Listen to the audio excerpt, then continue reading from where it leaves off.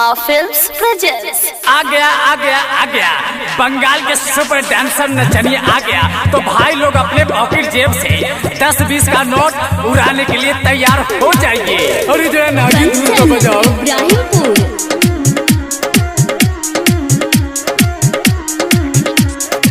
आई लबारू बंगालो से नाचे जो बना दिखावो ना, जो बना दिखावो ना।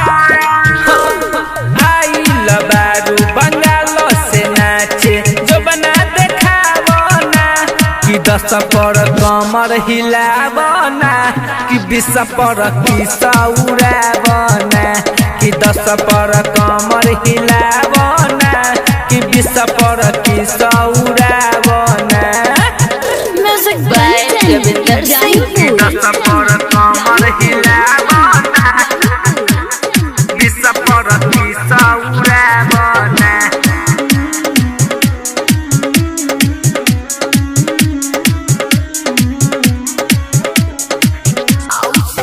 हटंगरी देखावो तारू नाचलू तहन हो, तोहरा नियन के ताना के कहनी नेवान हो, कहनी नेवान हो।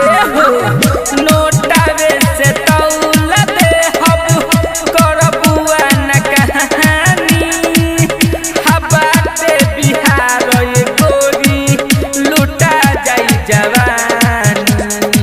होई रंगीला हगार दे हकीला नखरा देखावो ना, होई रंगीला हगार दे हकीला नखरा देखावो ना, कि 10 पर कमर हिलावो ना, कि 20 पर किस्सा उड़ावो ना, कि 10 पर कमर हिलावो ना, कि 20 पर किस्सा उड़ावो ना।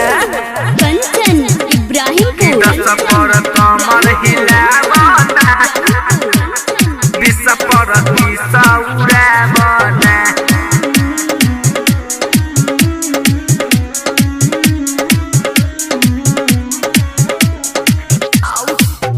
हसाता पयाइल बारू बच के नहीं जाइबू, होई रंगदार हमू काटा पटंगइबू, काटा पटंगइबू। अबारू नदान बही चढ़ता जवानी, हराई तर रविंदर तोहर छोड़ा दी है पानी। राजू रोहित से मिलके तू गोरिया लफड़ा बढ़ावो ना, सन्नी राजू से मिलके करे जा लफड़ा बढ़ावो ना, कि 10 पर कमर हिलावो ना, आ 20 पर किस्सा उड़ावो ना, कि 10 पर कमर हिलावो ना, आ 20 पर किस्सा उड़ावो ना। अरे उड़ा दो। माँ फिल्म्स रिकॉर्डिंग स्टूडियो गौशाला चौक सीतामढ़ी।